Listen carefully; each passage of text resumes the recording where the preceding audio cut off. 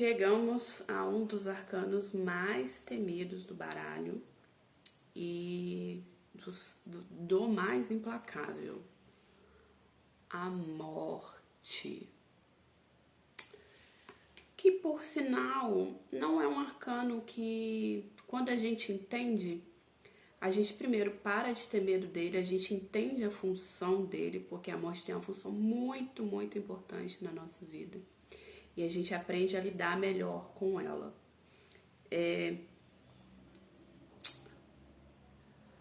A morte vem, na verdade, primeiro que a gente não sabe. A gente não sabe quando ela vem, a gente não tem como parar, a gente não tem como barganhar. E ela é ultra democrática, então ela não tem preferências, vem para todo mundo, vem para nobreza, vem para plebe, vem para famosos, vem para anônimos, vem para pessoas saudáveis, vem para pessoas doentes, vem para todos. É a única certeza que a gente tem na nossa vida, né? De que a gente nasceu e de que a gente vai morrer. E aqui no caso, a morte indica um fim, obviamente, mas no tarô, o que a gente precisa entender é que todo fim é também um início. Então, por exemplo, se eu sou casada há 10 anos, meu relacionamento acaba. Então, sim, é a morte da minha vida de casada, mas é o início da minha vida de solteira, entende? Se eu tô solteira e começo a namorar, é a morte da minha vida de solteira e é o início da minha vida namorando. Então, primeiro a gente lida com a morte o tempo todo na nossa vida e muitas vezes a gente não percebe, como por exemplo, términos, inícios de relacionamento, na verdade inícios de fase, né, términos de relacionamento, mas pode ser fim de amizades, uma demissão ou um projeto que não deu certo ou que acabou mesmo, porque deveria, já se encerrou. Então, a gente lida com ela o tempo inteiro. E só que, como a gente não consegue prever, então, por exemplo, o fim de relacionamento ou uma demissão no emprego, a morte tende a ser muito dolorosa por causa dessa imprevisibilidade dela. Na verdade, às vezes ela até dá sinais, né?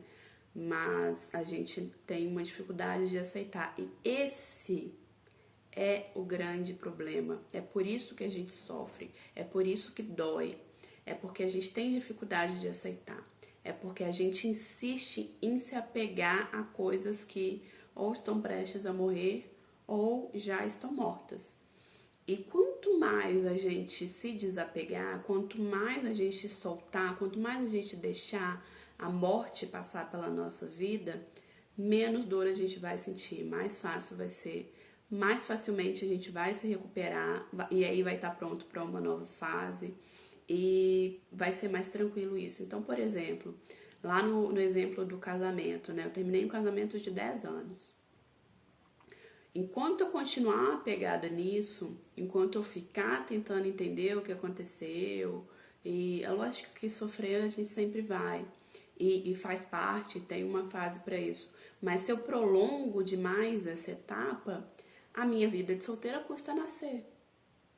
Entendeu? Então eu vou ficar sofrendo por mais tempo e vou deixar de aproveitar uma nova fase. Vou deixar de aproveitar uma nova oportunidade. A gente não sabe se depois, se eu vou ser muito feliz sozinha, por exemplo, descobrir que eu sou muito mais feliz sozinha. A gente não sabe se eu vou arrumar outra pessoa que combine muito mais comigo. Então, a gente não tem como saber o que vai acontecer no futuro. Mas a gente sabe que esse casamento acabou. E quanto mais eu me apego a essa ideia de não aceitação do fim, mais isso vai doer, mais difícil vai ser. Então, o que a gente pode aprender aqui? A gente precisa saber o que tem na nossa vida que já está morto e a gente está se apegando. Porque provavelmente são essas as causas da maioria dos nossos sofrimentos. E a gente precisa deixar aí essas coisas.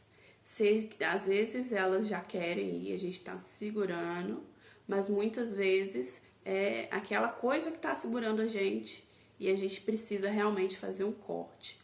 E com isso a nossa vida vai ficar muito mais leve, a gente vai ter novos inícios, vai entrar em novas fases que provavelmente vão ser muito benéficas pra gente. Muitas vezes é como se a gente estivesse carregando uma espécie de peso morto.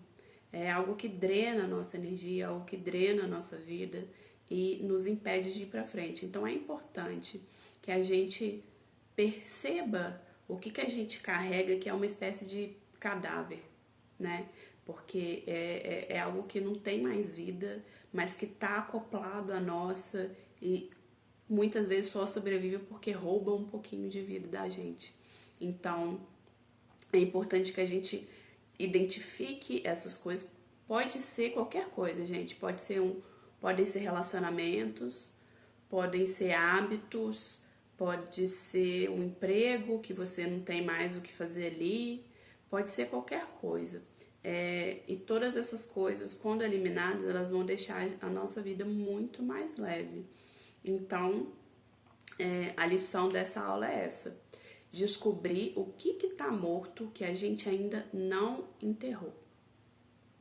Bom, vejo vocês na próxima aula e no grupo.